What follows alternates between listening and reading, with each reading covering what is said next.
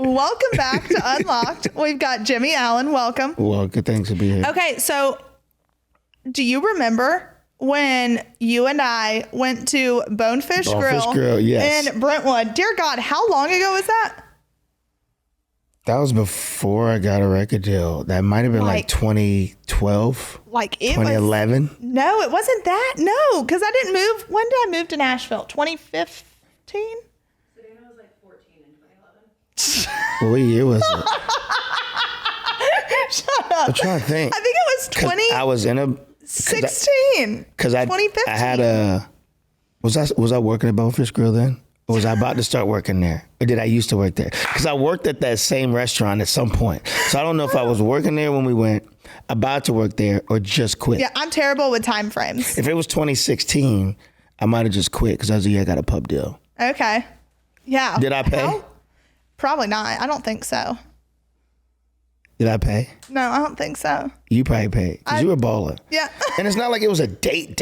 Like it was just like hanging. Yeah. Like you friends. probably totally paid. Yeah. I was broke. Yeah, you totally paid. And I'm okay with that. Equality.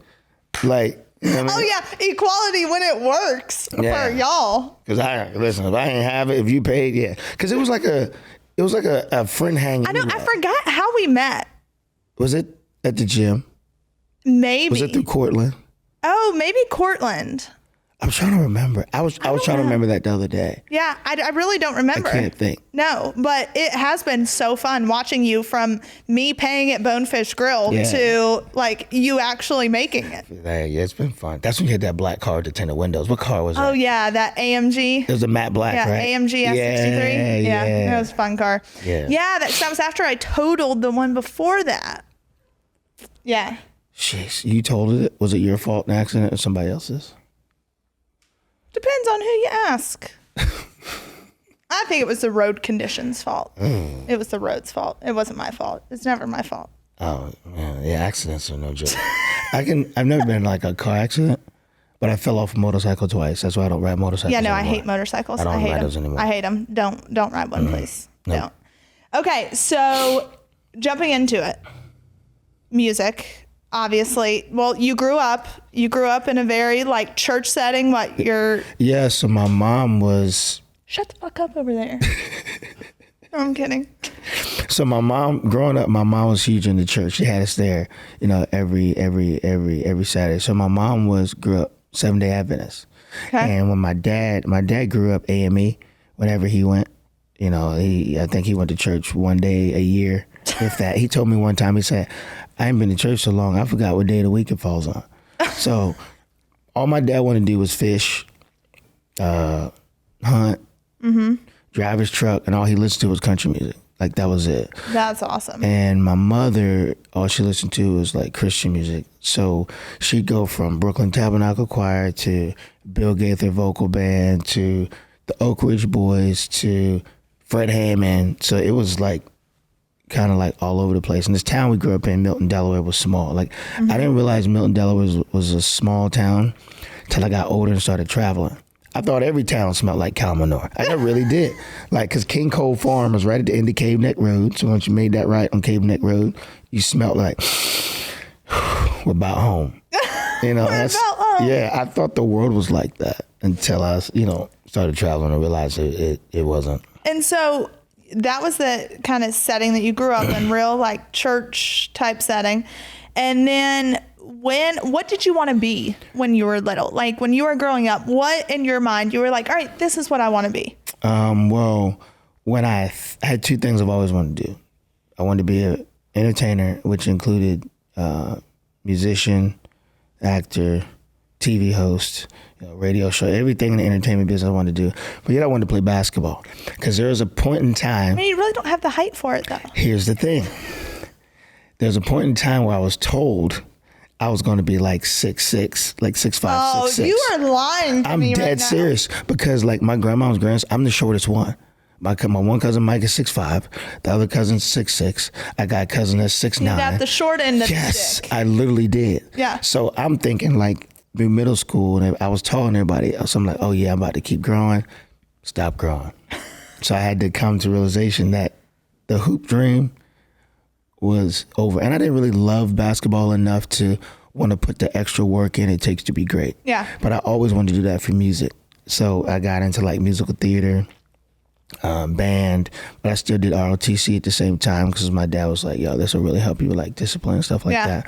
I was in a rock band, I was in a Christian group, I was in an R&B group, was in a country band, was in another rock band. So I was all over the place with music because I loved so many different genres of music. Yeah. And just slowly found a way to like take what I love from each genre and kind of like create my own sound. And what was your big break? When did you finally like get the opportunity to go full force? It was 2016. I played at Puckett's grocery store in Franklin, and Ash Bowers was there. He was the guy that signed me to a pub deal and then became my manager. And he saw me playing at Puckett's because we ended up playing around together. So that's kind of what really, what really started the whole, I could quit my job. Yeah. Because I worked everywhere. In Delaware, I had every job you could think of. Worked at Bonefish here. I worked at Bonefish Grill here. Shout out to Bonefish. The Bang Bang Shrimp is great. It is, man. And the sashimi, amazing. I worked at, what did I work here? Oh, I worked at Walmart here, overnight stop. You worked at Wally World? Well, yeah, I did. I did work at Wally World. I worked at Prairie Life Fitness. Dude, Walmart is the only place I've ever seen like someone walk a cat on a leash and like with no shoes on. People walk cats? Dude, you see things in Walmart that you just can't make up. Listen, my mom loves Walmart. Like her free time, when she gets free, I was like, Mom, we about to, I'm just go Walmart, walk around. Why? I'm not hating on Walmart because if you need anything, you can find it at Walmart. Absolutely. Like, if you need anything. Walmart has great value. Dude, those great value gummies, not going to lie, are so good. Like, I like those better than any name brand gummies. I haven't had them. Oh, I'll send them They to got you. any great value Reese cups? I love Reese cups. Dude, I don't know. But yeah, so shout out to Walmart. So you worked at Walmart, and then when music came about, let's just cut to the chase. It had to have been hard as a black man getting into country music. Absolutely, because the only person that did that before you, what? You had Charlie Pride first, and then Darius came over in 2008 with his first single. And then, you had DeFore Bailey back in the day, but you figure social media wasn't a thing when Darius and Charlie did it. Yeah. So you could literally have Charlie doing his thing in Montana or whatever, and someone 2 states over wouldn't know who he was because he wasn't on TV. He just had radio, and you can't tell what somebody looks like through radio. So, but you had DeFore Bailey. He was actually the first black opera member. So you had him doing his thing. Had Reese Palmer. Darius came over in 2008 because I remember I moved here in 2007, and then I went and saw Darius when he played the Grammy Block Party downtown Nashville. Okay. And I wanted to meet him. So I remember I literally snuck backstage because I was the only black guy at the event, and I always said, just look like you're supposed to be where you be, nobody bother you. So I had my black cowboy boots on, black jeans, a black t-shirt, and a leather jacket. And I just walked backstage because people assumed... you looked the part. Yeah, they assumed I was with Darius. So I walked backstage, I knocked on his tour bus. They just assumed one black guy was with the other? Yep. Absolutely. That happened multiple times. That's how I snuck into the Grand Ole Opry because Darius was playing. Stop it. So I knocked on Darius' tour bus, and some guy came to the door. I said, Darius here? He said, yeah. So Darius peeped their head around and said, hey, man, come on up. So we just started talking and just been cool ever since. Stop, that's that was amazing. before I got a record deal. But he didn't know who you were? No. He just looked like he just saw another black guy in need. Hey, come on up here, man. I know it's rough out there. Come on up here. Can't leave you out there by yourself, buddy. So we just stayed friends, and I was able to kind of see how he transitioned from being in the band Hootie and the Blowfish to country. And then I started really doing my research on, I knew who Charlie Pride was because of my father, and watching how Charlie did it as well, because you figure, man, when Charlie first came out, his first album, they didn't have his picture on there. They just used his name. It was smart marketing. I forgot what show it was, but there was people that came to see him play, and when he walked out on stage, they had no idea he was black. And then, so he was able to win people over, because I tell people all the time, people hear with their eyes, right? So if you hear someone you're going to assume that they fit whatever physical characteristics you want them to fit. Yeah. But when you see someone before you hear them, you're going to tell yourself what type of music they do, where they're from, who they are. And I even tested that Judging theory. a book by its cover. Absolutely. And I tested that theory one time. So I purposely went in and recorded a song, right, that was a ripoff of Florida Georgia Line. Okay. And then I had a white friend of mine record the same song, and we played it for people. And when he played it, it was like, man, that sounds just like Florida Georgia Line. When I played it for people, they said, man, that sounds a little bit like Darius Rucker. And it sounds nothing like Darius Rucker. Really? Yes. People have this, it's a weird thing. So what I started doing was understanding that life in this music business isn't about how you perceive yourself. It's about how people perceive you. And once you're honest with how people view you and the boxes that they automatically put you in, then you're able to figure out, okay, how you need to move, where you need to go in order to be successful. But with that, would you not say that, okay, yes, that's smart when it comes to business, but when it comes to your own self and mental health, that has to be a disservice to you? It is frustrating, but the one thing you learn to do, that's what I loved about my dad being in the military. Like, he really taught me self-belief and mentally being okay with who you are. So when you go in these situations and you realize that certain people view you a certain way, you're able to tap into certain things about yourself that you love, that they might love, right? To where you look for commonalities, right? Instead of, because there's a lot of people that might not like if you're into this or might not like that you're from here, right? But once you start to understand how people view you, then you take the time back to study who it is that you're going to do this business with, who you're trying to reach here, who you're trying to reach there. Then you find parts of yourself that connects with them. So instead of sitting back waiting for people to connect with me, I would typically find ways to connect with them. Yeah. Right? But in situations like that, you're having to pick out different things that speak to different groups of people. You know, like you're having to be a different person with each person. I feel like it's the same. I'm the same. You can be the same person, but what you do is, like, for instance, are you into football? I mean, it's just really attractive men wearing tight pants tackling each other. So what's your sport you're into? If you had to choose. If I had to choose, I mean, probably basketball. Are you into bowling at all? So if we talk, really. I would just leave bowling out. See what I'm saying? Yeah. Because our commonality is basketball. We both love basketball. We both understand it. Me bringing in bowling to this situation, this conversation, does nothing for either of us. Yeah. You know what I'm saying? So that's kind of what that is. Yeah. It's like, because I have so many different interests, from theater to bowling to... Yeah, you got really serious about bowling for a while. Oh, yeah. I was like, is he okay? Oh, I'm into it now. I'm a professional bowler now, I can say that. Dude, that is wild. Wild. Shout out to Cortland, got me into it. Really? Yeah. I just saw him the other day at the gym. Yeah, I was at his house the other day playing Ro-Ro and NBA and Madden. Ro-Ro be cheating. Dude, what age do y'all stop playing damn video games? Never. Like... You know why? Because here's the thing. How we grew up with video games, right? Yeah. We could ask women the same thing. Like, at what age did y'all stop putting on makeup? You know what I mean? Fair point. So it's like things that... It's whatever you do as a kid, because, like, my era grew up playing video games, right? Foul on the play, bro. Yeah, one job, bro. 1-1. Let's see. So growing up, we grew up playing video games, right?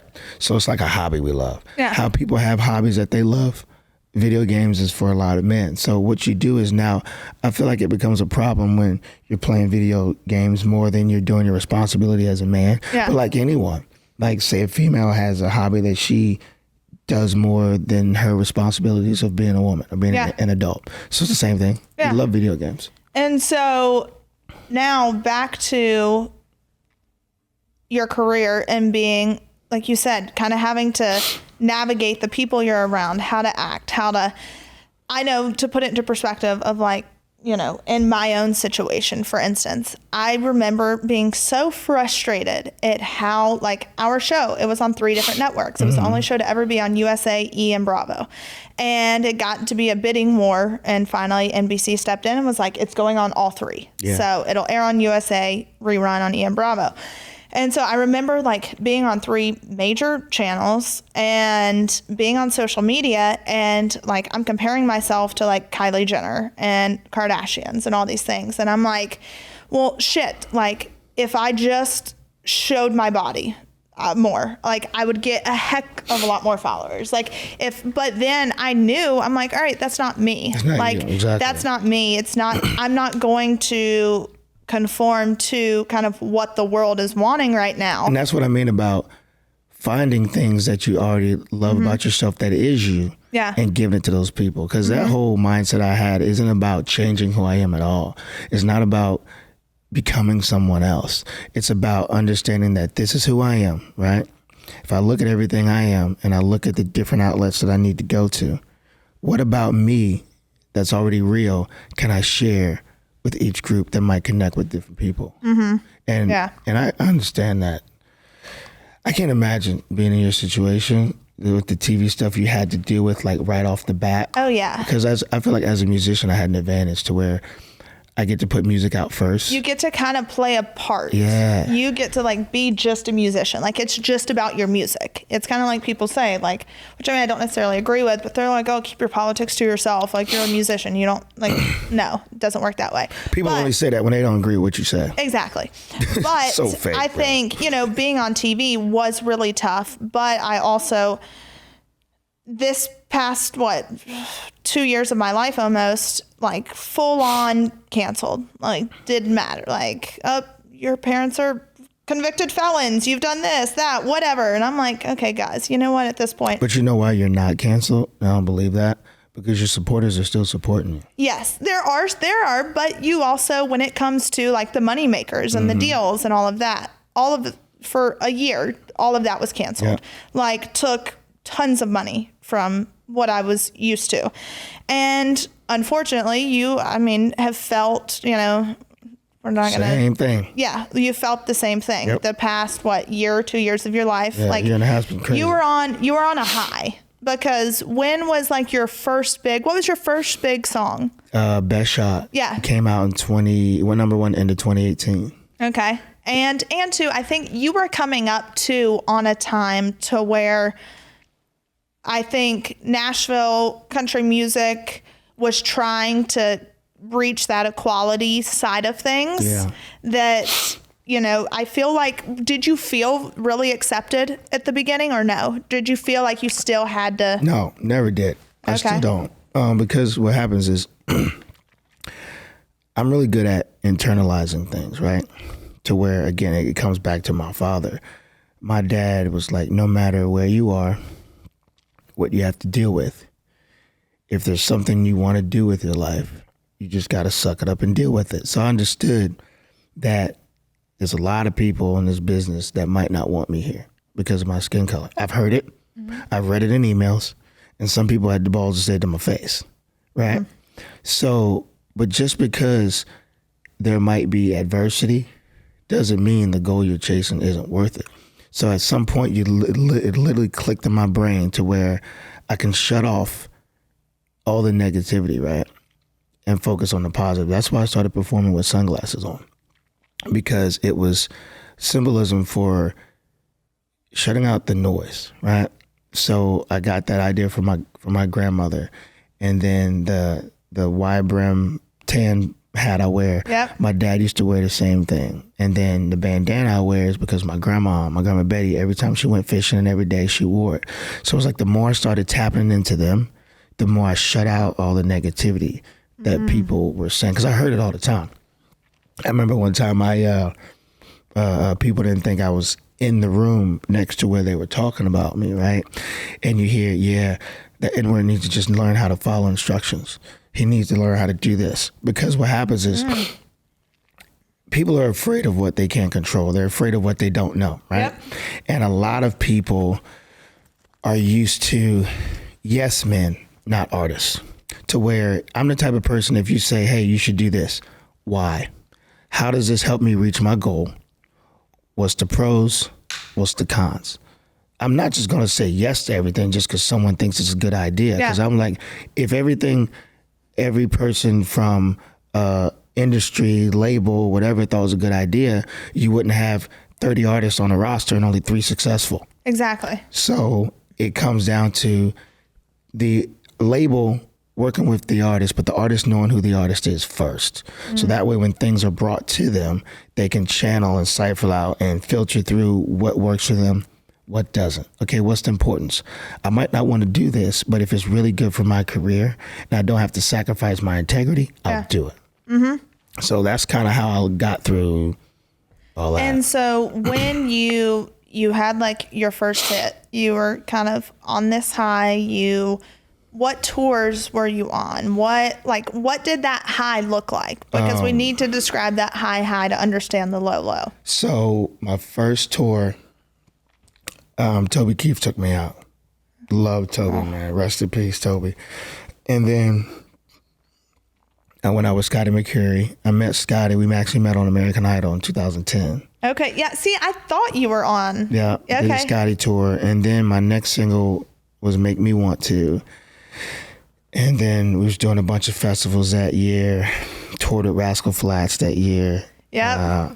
And then my next single was This Is Us. And then the next single was Down Home. And around that time, we had toured with Chris Young, Brad Paisley.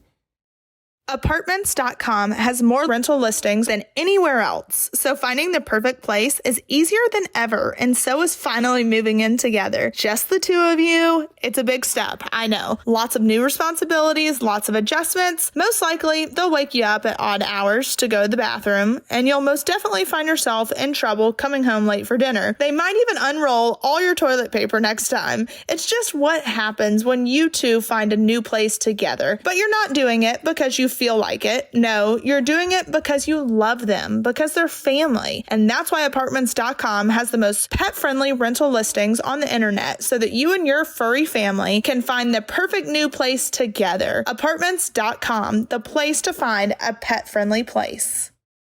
This episode of Unlocked is sponsored by Nurex. I don't know about you guys, but I absolutely hate going into stores and wasting time when I know I can have things delivered directly to my door. Well, Nurex is a digital healthcare platform that makes it easy to get the expert healthcare you deserve at every step of your journey. We know that everybody is different, so Nurex provides treatment and care that's personalized specifically to you. Through life's changes and transitions, Nurex is here to help you make informed choices about your health with care offerings like birth control, anti-aging prescription skincare, and treatment for common mental health concerns, all tailored to your unique health history and goals. Nurex's licensed medical providers possess in-depth knowledge and are there to help women take control of their healthcare journey. No more one-size-fits-all approaches, only effective, tailored solutions. Nurex providers have expertise in treating a wide range of reproductive and sexual healthcare needs. To date, Nurex has served more than 1.6 million birth control patients in the U.S. It's convenient, private, and compassionate. Nurex provides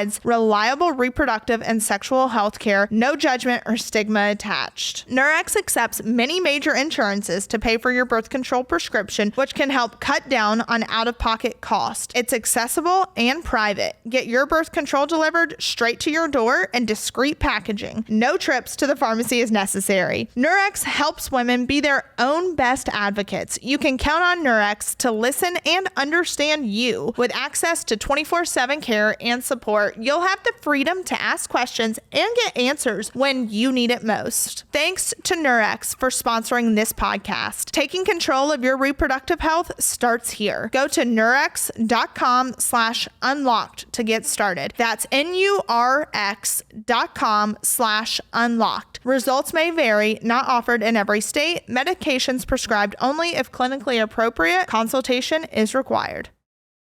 Like when I tell you, I literally purposely kept 98% of the music industry at arm's length. Which is better because no one wants you to do better than they're doing. No one, like everything is such a competition. So I'm cool with everyone, right? I have no problem with any artist. And I don't see any artist as competition. I never did because I was like, they can't do what I do. I can't do what they do. Yeah. If they try to do what I do, they'll get smoked. Exactly. Because that's who I am. Mm-hmm. And if I try to do what they do, they'll get smoked. Yeah. Right? Oh, I'll get smoked. So like, it was like, I see Chris, I was cool with him, say hi. I would see other artists, cool with him, say hi. Yeah. Cool with Brad, cool with Gary LaVox, but I would consider Gary LaVox a friend.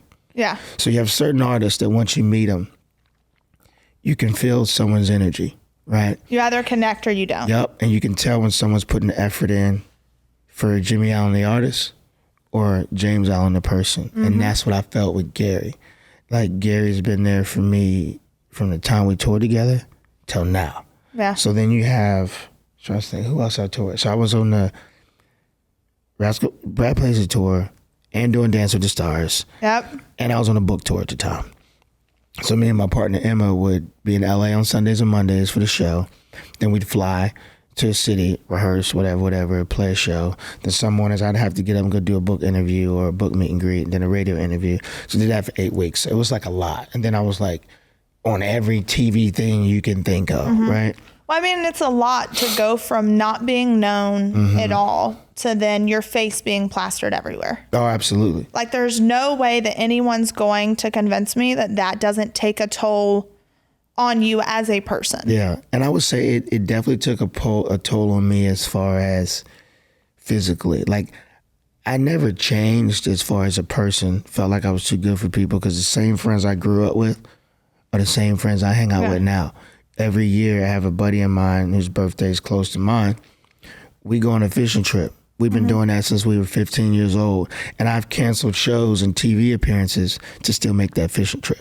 That's so awesome. For me, it didn't take a toll on me as far as me changing. It took a physical toll on me. It took a physical, but can you really say that it never took a mental toll on you? Mental as far as... Mental as in like your mental health. My mental health? Absolutely. It's exhausting. It is. It will have having you, to play a part for all these different people. Always got to be on. Yeah. No matter where you are, no matter if you're the one that needs help or needs a break, if you gotta, you gotta do this because this person says it's important, or you gotta do this because if you do this, it's going to help pay the bills for your band or the bills for your crew or pay your manager or pay your booking agency or whatever. And I think it becomes easier when you realize that. I think it took me a really long time to get to this place, but the moment I realized that producers, networks, production companies, management companies, they really don't care about you. Like, as much as they like to say they care about you, they don't. Like you're a dollar to them. Oh, absolutely. And the moment you are no longer padding their pockets, I'm wiping my hands clean. Goodbye. Yeah. And so a year and a half ago, so you're like on your high with career, music, everything.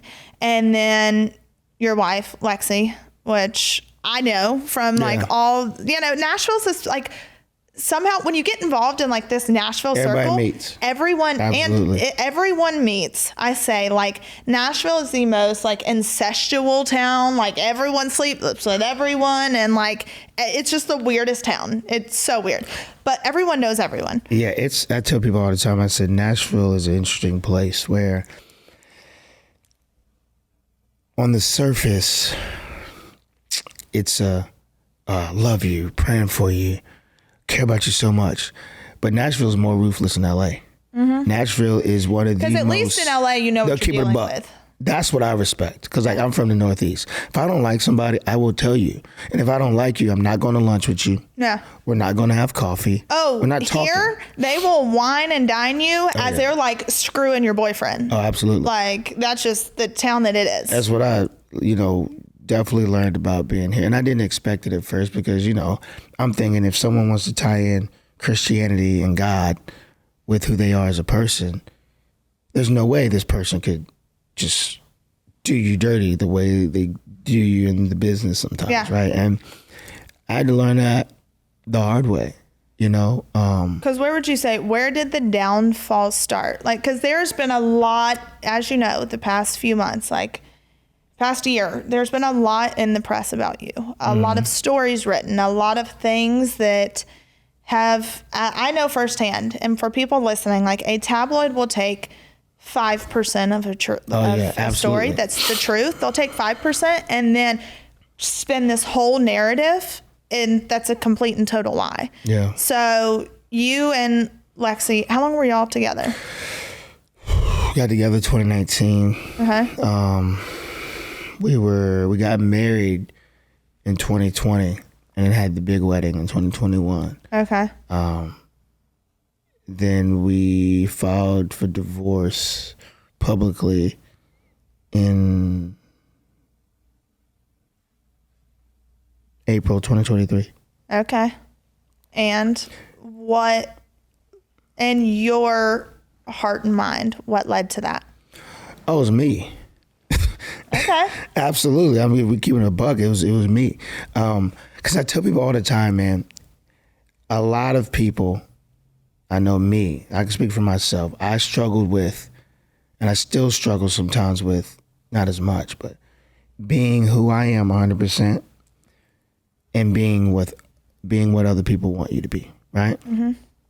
And I think at the time when me and Lex met and when we got together, like everything about who she is, right, made me fall in love with her, right? Made me want to marry her. Mm-hmm. But at the same time, I want that. You can sometimes meet the person you want to marry, but not be ready at that time to be married, right?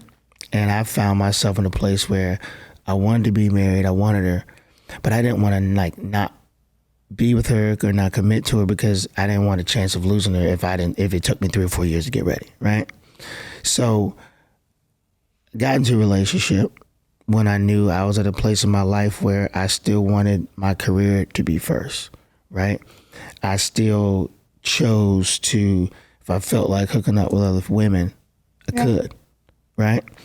And it's selfishness, if we're being honest. And unfortunately, she was a casualty to your own war. Absolutely. Absolutely, man. And what sucks is I feel like the sooner we can be honest with ourselves, right? Then we can be a better version of ourselves for our future spouse, for our kids, for our friends. Because I feel like there's a lot of people every day that, okay, this person needs me to be this person, so I'll be that person. Okay, this person changing needs me to be who this you person. are for someone Exactly. else. That And leaves you lost and confused and what sucks is, because she didn't propose to me, I proposed to her. You know what I'm saying? Was I wrong? Hell yeah, I was wrong. I can say that. Absolutely. Can I look back and say, yeah, I committed to her and I cheated on her? Yeah. Do I feel bad for it? Absolutely. Have I apologized multiple times? I still do, and I feel bad.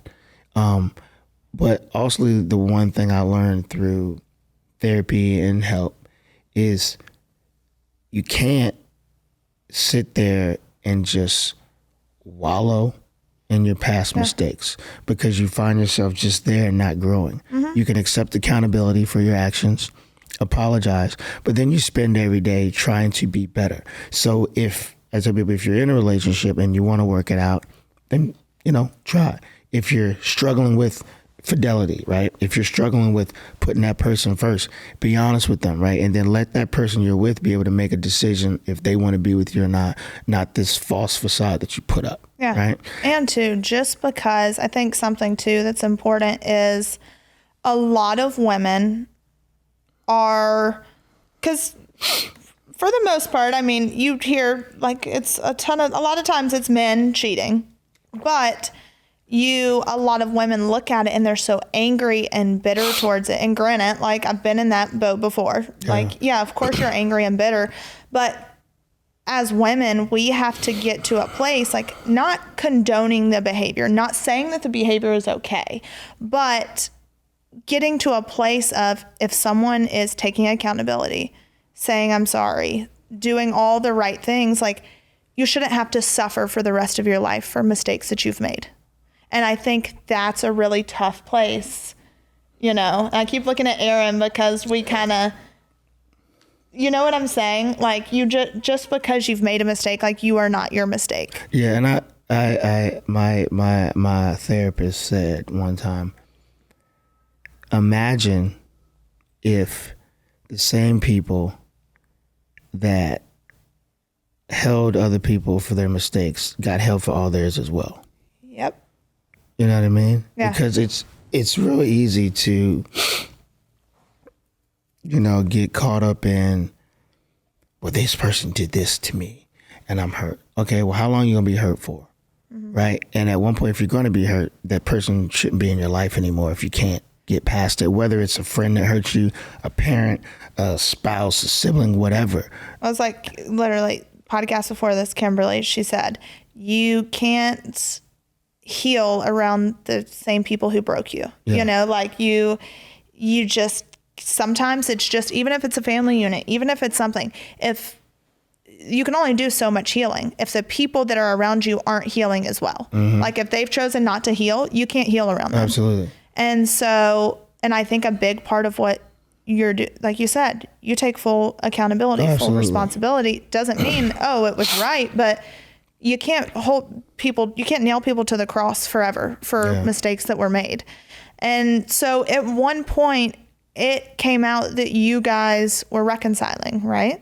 No, that was a, what do you call it? Misinformation. Misinformation. Where did the misinformation come from? We don't know. Really? We don't know. And the crazy thing is, like, we went I think, there was a time to where she was wearing her ring, then wasn't, then wearing it again, right? Yeah, and we never even talked about the whole ring situation. I feel like there's a lot of things where people put too much emphasis. The world's full of people that got too much time on their hands, and they try to read into things that ain't that deep. Yeah. Right? So whether or not how she wore her ring, we wouldn't think about that. I wasn't either. But I know, like, after the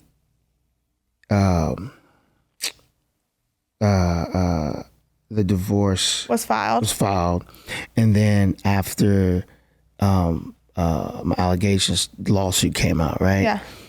Yeah. We had went to therapy, right? And at the time it was like, is this us working it out therapy, or is this us learning how to coexist to co-parent therapy? You know what I mean? And did I think about wanting to work it out? Absolutely. Oh, yeah. Did she think about wanting to work it out? Absolutely. Because y'all had, at this time, 2 kids together. Was she pregnant with the third? Yeah, she's pregnant with the third. Yeah. And I can say in my mind, there was times where I did want to work it out, right? And then there was times where I didn't. It was a constant internal battle for me. Okay, yes, I want to fix this. I don't want to fix it. I want to fix it. I don't want to fix it, right? And then I think for her, I think she had wanted to, but I think her wanting to do it was based for on the family unit. I think either that, or I think her wanting to do it, I think she wanted to fix it, right? But I think her wanting to fix it and actually making the steps to do it was based on my effort, right? And that's how it should have been. I had to show her that, hey, this is actually what I want to be committed to. And then I had to be honest with myself and realize,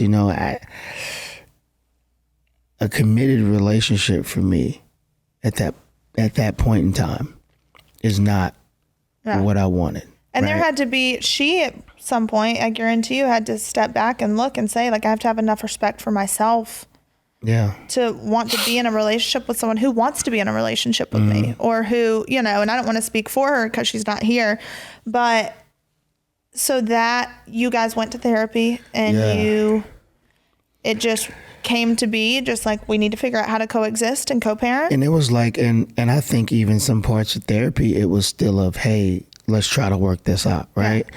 Whether it was something that we said every day or something we just thought about. But the one thing that I think that therapy was really, really good for, if anything, it really showed me parts of me that I didn't know existed, and her parts of her that she didn't know existed. And we were able to, I feel like, really see and understand each other for the first time, right?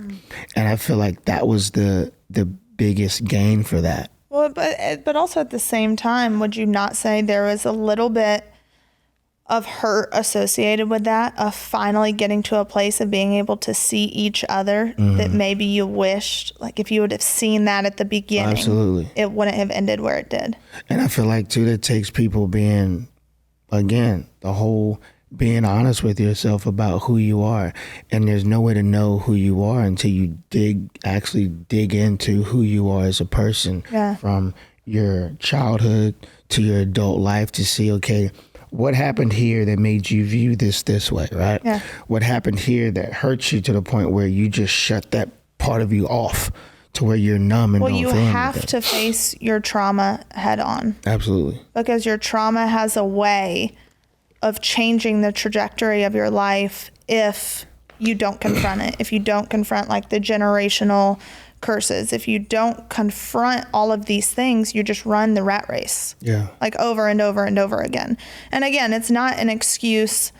I say, like, because there's been a point in my life to where I used trauma as an excuse to act in certain ways. Mm-hmm. Like, but it was for me as an adult, I was like, all right, I realize that. So now it's my responsibility to put a stop to it.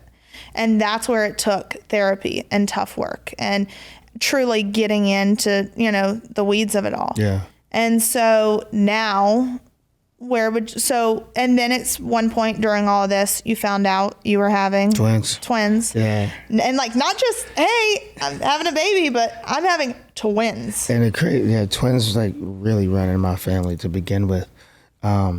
So it was in 2022, me and Lexa got to this point where it's like, okay, we're done. Right. Yeah. And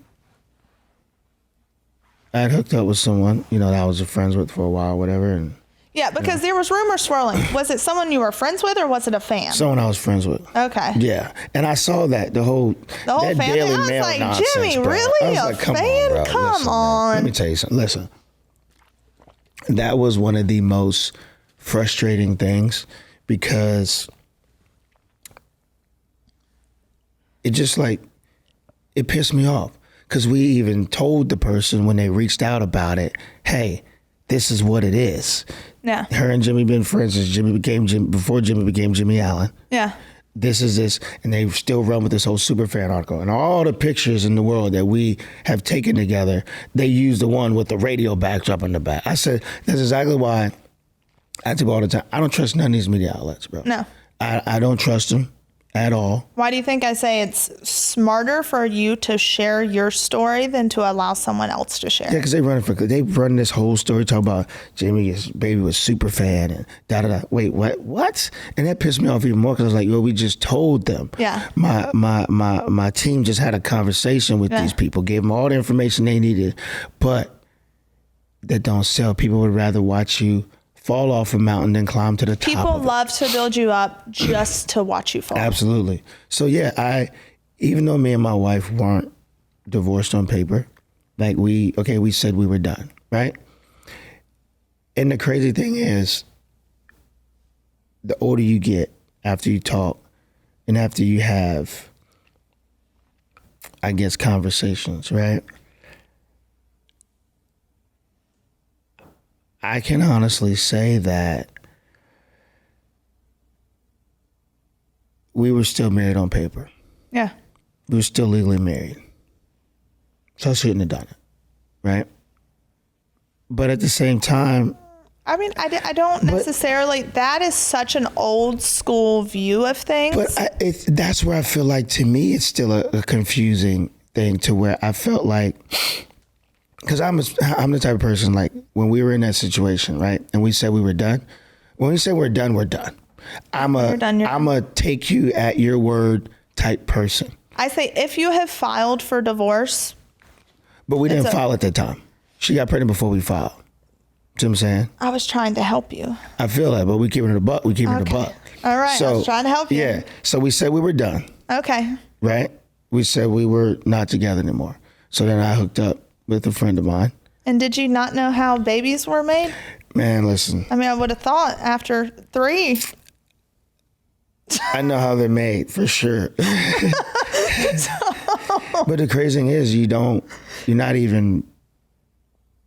think about that in the moment. And I didn't. Welcome to the mind of a guy where only one head's working at the time. You didn't. I did not think about that. Because it was like, yeah. Sean. Yo, you're still you. I love that. The mind of a guy. I mean, Because it's so like a double thing to where it's like, yeah, divorce wasn't filed, but yet, okay, boom, we say we're not together. And then even after that, the crazy thing is, after that, we still didn't know if we were actually gonna get divorced or not get divorced. really? So how did she respond? Were you able to tell her before she found out through the media, or? Well, she heard about it, not through the media though. Yeah, but did she hear about it from you? Yeah, I told her when she asked me. You got it. So, but she knew about it. How men communicate? Yeah, I told her about it when she asked me about it. Yeah. So how did she find out about it? So she heard through someone, right? And this was before it came out. Like, it wasn't even out in the public and stuff. The public didn't know about the twins until I posted them on my own Instagram. Yeah. And Lex knew before that. So, yeah, man, it's so crazy, like, looking back on everything now. Well, yeah, because now it's like a whole how whirlwind. I could, like, hindsight's 20/20 for sure, right? So now at this point in time, and today, are you divorced? We're still going through the divorce. You're now. still going through the divorce. You've got all the kids, right? I got six of them. kids. Yeah, 3 boys, 3 girls. All right. I would assume you're done. With kids? Yeah. Yeah, I'm finished. Yeah. It's a wrap. Probably a smart move for you. It's a wrap. Yeah. It's done. Good. Smart decision. You should probably make that a permanent decision, if you know what I mean. Just the crazy be thing safe. Like, let's just do, like, friend me, just be safe. So with all of that, and obviously in the midst of all of this, like we said, canceled, like, everyone dropped you. Mm-hmm. And in that moment, what were you feeling? Man, it was a mix of frustration, being pissed off, feeling regret for sure for my actions, because it went from, yes, I was committed to Lex, and then I did that to her, right? And then I have these new twins. And then the frustration from, how the world wanted to paint this narrative. Yeah. Of how the twins came And once about. it's out there, it's out there. Like, you cannot, once your reputation is shot, it takes 1,000 times more work to make it back. And what's so crazy to me is I'm sitting here watching all these people drop me, right? After, too, you've made them a lot of money. Yeah. And who I know are doing the same things behind closed doors. Exactly. The exact same thing. I'm sitting here and I see that this person doesn't work with me no more. This person doesn't work with me, or this person won't speak to me, and this person won't speak to me. And I'm sitting here like, this is ironic. It really shows you that no matter how many times someone tells you that they got your back, a lot of people care more about themselves for you and will throw you under a bus in a heartbeat to keep the heat off of what they're doing. Yep. And I'm not saying that's everyone that works with me. Now, there were some people that worked with me and said, listen, they hit me up personally and said, I want you to know I love you.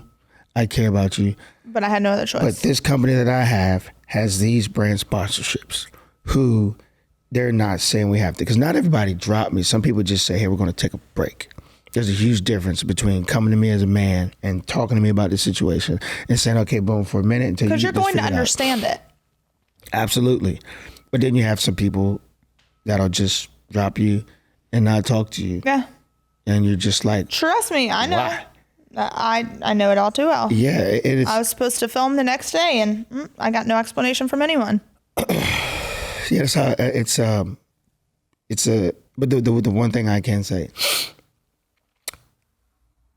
is during all this, I was able to see who really cares about me. You.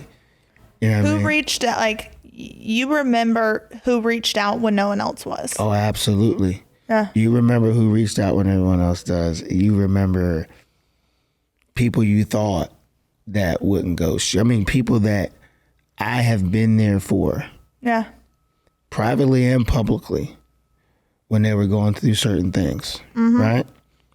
That just completely gone. Yeah. And I'm like, Yeah.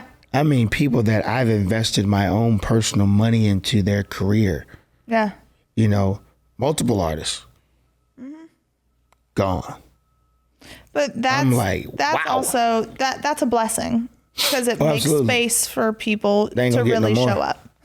I'm getting them on. No. Listen, I'm the type of person, man. I can love you from a distance. I can care about you, right? But I appreciate you showing me who you are. I wish you the best in life. Yeah. You stay there, I'll stay here. Yeah. Because I feel like just because someone's has always been a friend, just because someone's a family, doesn't mean you have to keep them in your life if they're not good for your life. There's been family members I've cut off. We literally just discussed this. Yeah, you have to, man, because it's Family is what you make. Yep. Like, I will say, you can't choose blood. no, Just 'cause someone's blood doesn't mean unfortunately, you owe dear them God, if anything. I could, oh my God, I'd be rich. Tom Tell me Brady about it. would be my dad and we'd be good. We'd be good. You know who my dad would be? Who? If you could pick. Denzel Washington. Dude, I love him. Denzel would be my love dad. him. Will Smith would be my brother.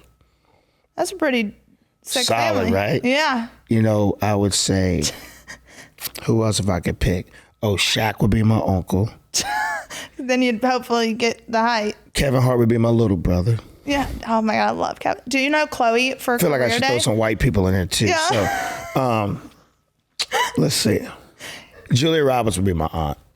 Oh my God, I love She'd her. be an aunt. This is hilarious. Yeah. Okay, so your chosen family. That's what I've said. Like this past year, like my chosen family, like I've cut out real family. And like Yeah. my chosen family are friends who showed up in the darkest of times, who literally picked me up off my shower floor, who like, that's family to me.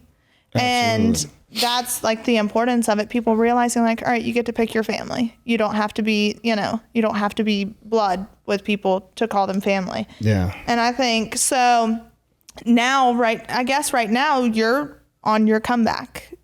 Yeah. I I guess kind of like some people to do say, call it a comeback. I mean, I like to say like your setbacks set you up for a greater comeback. Absolutely. And I feel like what makes it great is the vantage point you now have to see where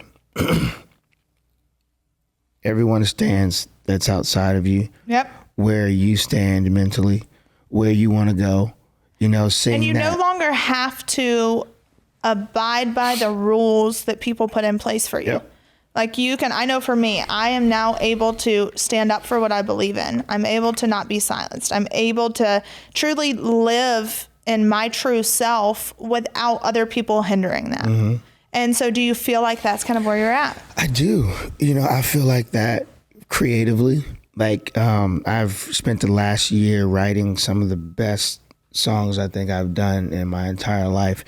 And I did it home in Delaware, where I'm hanging out with people that knew me when I spelled Jimmy with a Y, to where most of my days are spent with either hanging with the kids, bowling, fishing, Yeah. writing songs, recording songs. I got a new band. I got one guy from my old band still in it, Nate. Me and Nate been playing music together since 2007. That's awesome. But I got some family members in my band now. Got 3 black guys in my band. You know what I'm saying? I was like, my band needs some color.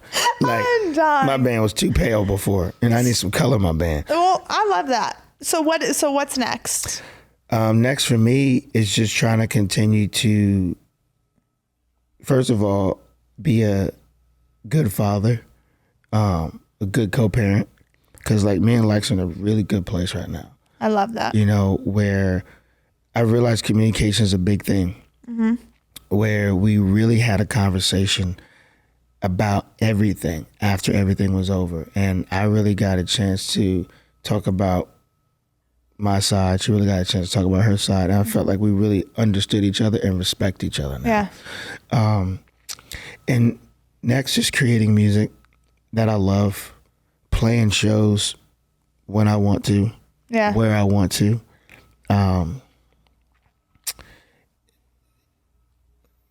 Trying to find ways to do the TV thing without having to do the TV thing. Bowling. Bowling's for life. Dude, I can't wait to see that. Shout out to the PBA. I'm gonna give some of my bowlers a shout out right now. Stop. That is shout amazing. out to EJ Tackett, Sean Rash, Ronnie Russell, Kyle Troop. You have taken on this bowling thing as like a real identity. Shout out to Anthony Simonson. Shout out to. Are you just naming your whole bowling team? Nah, these are professional guys that bowl. You know, shout out to Tom Hess. You know, All right, the well, list guys, goes on. welcome. Shout out to Brunswick. Hammer, nothing hits like a hammer. Welcome to Jimmie Allen, ex-country music artist, now pro bowler. Here we go. But the crazy thing God. is, like, if I'll say this, someone asked me this question last week. Okay. If I had $1 billion in my account, what would I chase? And what that did, that helped me put everything in perspective. I could honestly say, if I had $1 billion in my account, I would still write music and put it out, but I would spend 80% of the year hanging with my kids and bowling. I would spend 5% of the year playing shows. Yeah. And I would spend the rest of the time like writing and creating the whole time and just putting music out. Because what I realized for me is the more I can spend living, I have things to write about. I have things that I have places to pull when I need to create. Hey, I can give you a shit ton of content over here. I bet. I know you got to fill me in. And then what I realized is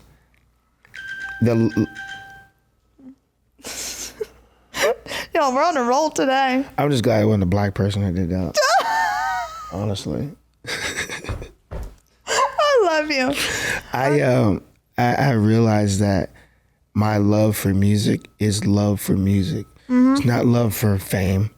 It's not Or love money. for awards. Yeah. I love music. You know what I mean? So I get just as much as enjoyment when I create a song and release it as I do if I was to win an award or not win an award. Like, Yeah. you know, and the thing about awards is, you know, unless they're fan voted, It's all it's all a industry. joke. Hey, this label calls this label. Hey, you vote for my person, Yeah. and I'll vote for your person. It's cute and all. It looks nice for Yeah. television, but but it means nothing. it's not real. No. Now, the fan voted awards, them will Those tell are you the- who's really kicking butt, okay? Exactly. Them fan voted awards will let you know what artists are really doing what. And I Without a tell doubt. people all the time is, it's nothing against the other award shows. I feel like whoever wins those other awards, whoever wins an award, like when I won CMA New Artist of the Year, do I feel like I was the best new artist? No. But what I felt that award was, that was the industry letting me know, hey, you've reached a point in your career that we see you, Yeah. you're doing good, and keep going. Now, I value the award not because of the award. I value the award because of it lets me know The that acceptance. the acceptance, right? And that was the biggest thing for me. And when a lot of people will try to turn it into a negative that, you know, the awards are voted on by the industry, so they vote for your favorites. You can look at it that way, but I choose to look at it like, you know, if you're an artist coming into this, it lets you know, hey, there's a lot of people in the industry that respect what you're doing.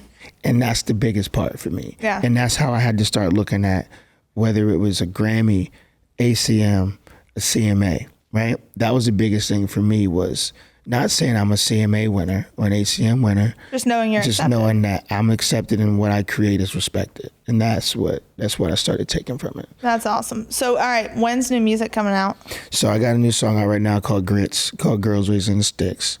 It was so funny too. Like when I put this song out, people just kept commenting, like when I was teasing it, you know, that's the same name as a Brantley Gilbert song. I was like, I know that, okay? I'm a Brantley Gilbert fan. He put out in I love 2014. him. He's such a great human. And I was like, his song Grits stands for Girls Within the South. Mine's Girls Within the Sticks. But I said, people, there's over 1,000 songs out there with the same title. Literally.